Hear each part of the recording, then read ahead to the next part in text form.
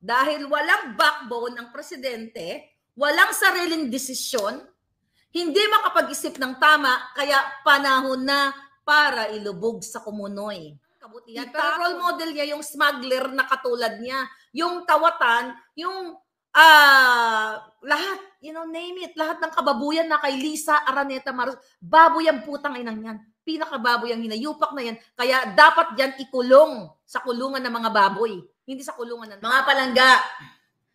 Ang dami na natin. Panahon na para lumabas din kayo.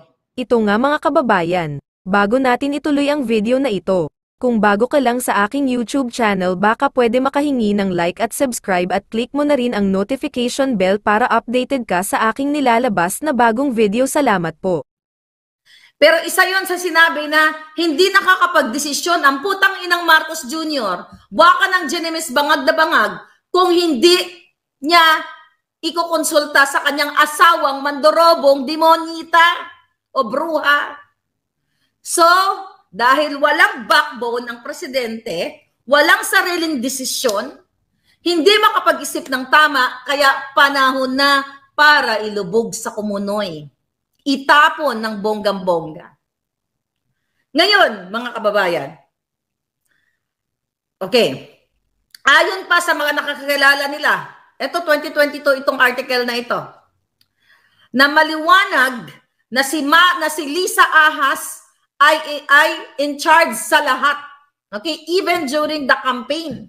Siya ang in charge, kaya siya ang nakipagsabwatan sa Smart Magic at yan again ay nasa signed affidavit ni Attorney Glencio.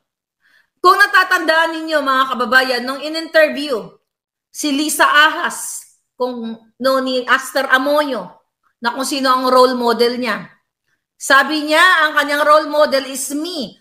Na ibig sabihin, narcissistic ang buwaka ng ina. Role model nga hindi yung sarili mo. Hindi mo bubuhatin ang sarili mo. Kung di mag-cite ka ng mga famous na tao, na role model mo, yun yung parang motivation mo na wow, itong taong ito ay gumawa ng kabutihan. Pero role model niya yung smuggler na katulad niya. Yung kawatan, yung lahat, name it, lahat ng kababuyan na kay Lisa Araneta Marcos, baboy ang putang inang yan. Pinakababoy ang hinayupak na yan. Kaya dapat yan ikulong sa kulungan ng mga baboy. Hindi sa kulungan ng tao, kundi sa kulungan ng mga baboy kasama yung mga kawangis niya.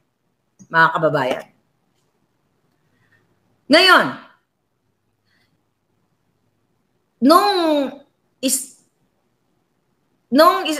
in-interview pa siya, binalikan ko, okay?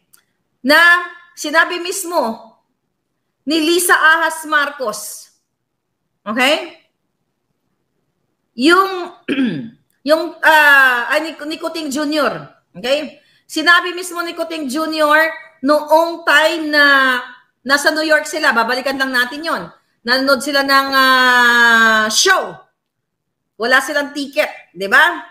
Ang sabi ni Kuting Jr. dyan, kung kailangan umakting si Lisa Marcos na galit o umiyak o maglandiin niya ang mga security guard para makuha niya o maka-upgrade siya ng ticket, kahit sold out na yung ticket, gagawin niya. So, ibig sabihin, kahit kaya ni Lisang magdrama, umiyak o ibikaka ang kipay niya para makakuha ng upgrade ng ticket or for whatever. So kung ticket lang ay bumukaka, kaya niyang ibukaka ang kipay niya. Which is sabi ni Kuting, how much more ang bilyon na pera ng bayan? Yun nga lang, ticket, nagbukang pinalabasin yung pagiging pandorobo nila sa New York. Remember that? Na nag-iyak-iyak siya, nagdrama-drama siya. Di ba? So ngayon, mga kababayan, binabalikan natin na kung kaya ni Lisa Ahas, sabi nga ng Kuting, na umarte, mag-iyak-iyak. Kaya yung mga nakikita niyong drama-drama niyo, emotional, kaputahan lahat yan.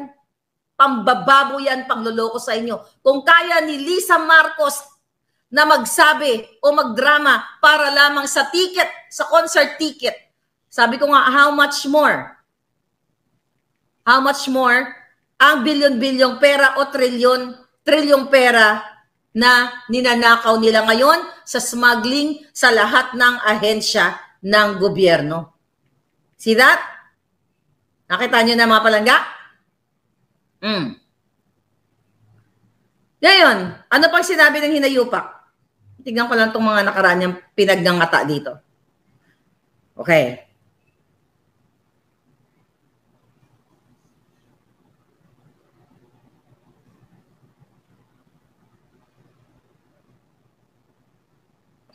Okay.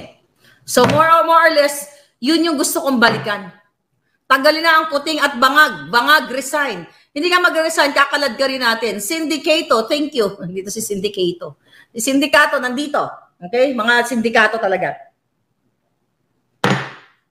Mga palangga, ang dami na natin. Panahon na para lumabas din kayo.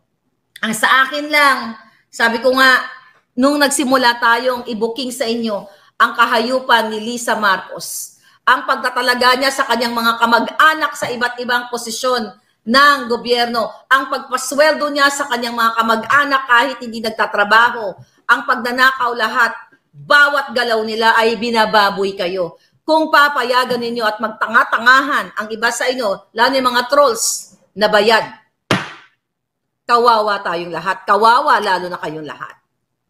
Kaya tumapang na kayo ng gusto. Kasi, ulit-ulitin ko, eto tayo sa Pilipinas, masyado tayong nababahag ang buntot.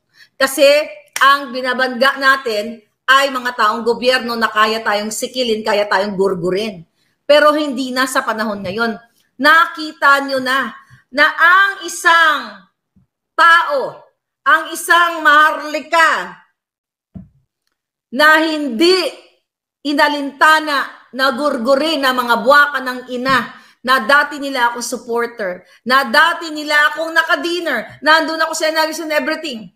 Pero nagsalita, mga palang hindi natakot. Kahit wala akong armas at di ko naman kailangan yan, wala akong pera, alindog lang at lakas ng loob, mga kababayan.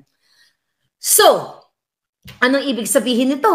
Dahil ang dami-dami na, hindi lang 100, libo-libo. Panahon na para magbigkis-bigkis tayo. Sabi ko nga kanina, kung sila ay umikot ang kanilang tumbong at gumawa sila ng naghanap sila ng mga tao para kumbinsihin ako, para itigil ang bunganga ko, na willing magbayad sa akin, name your price, name anong favor na gusto ko. Tinurn down ko lahat. Sila ay what? Na alarma sa mga expose ko. Lahat ng expose natin dito, mga palangga. How much more?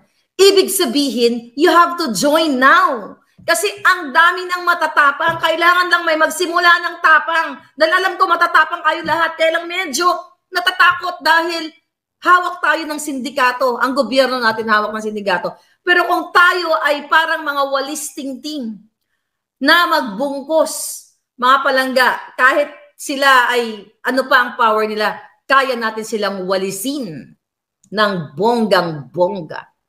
Yan ang lagi ninyong tanim sa inyong mga isipan. Wala na pala. Okay.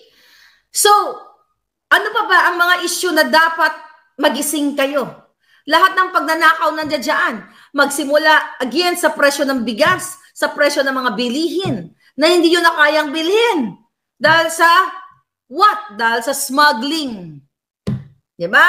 Ang mga pagpapahirap sa mga maliliit na negosyo, paggigipit ng Bureau of Internal Revenue, nakasabwat din ni Lisa. Nang inupo nila dyan, kasama nila sa kanilang mga pulboronic session. Ang asawa ng taga-BIR ay putatsing din. Okay? Na nagbiga-biga din dyan, na kapag nalalasing, ay kumakandong sa kung kani-kaninong mga lalaki na sila-sila lang.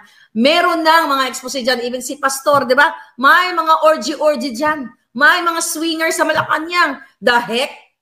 Si Pastor pinagbintangan na rapist o kung ano-ano man. Ay, ang putang inang kuting. Di ba? Binuntis niya ang kanyang sariling dugo. Oh, naalala niyo expose natin? Di ba, kuting, tang ina, bangag na bangag ka. Sino ang rapist ngayon? Si Pastor o ikaw? O incest? Sige nga, mga kababayan, sino? Ayan, may bunga. Pinalabas nila kamag-anak nila. Oh, I challenge them. I-DNA yung anak niya. Anak niya sa pinsan niya. Diba? Bangag na bangag ka nun, kuting. Sarili mong dugo, chinukchak mo. Tapos pagbintangan nyo, sa using virus. Pagbintangan nyo na si pastor ay ganito. I mean, you know what? You can accuse pastor o whoever, pero dinggin ng patas sa tamang korte. Ikaw, Kuting, sige nga, para sa patas na pagtingin at gusto mong patunayan, gusto mong patunayan sa taong bayan, Kuting, na ikaw ay malinis, number 1. Okay, number 1. Ang hamon ko sa'yo, kung may hamon si Pastor Quiboloy, magpa-drug test ka, magpa-pulburon test ka. Okay? Nang transparent. Number 2, ipa-DNA mo.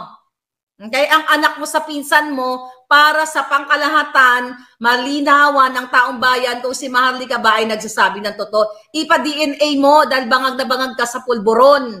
Ayon yan sa ating puting ahas.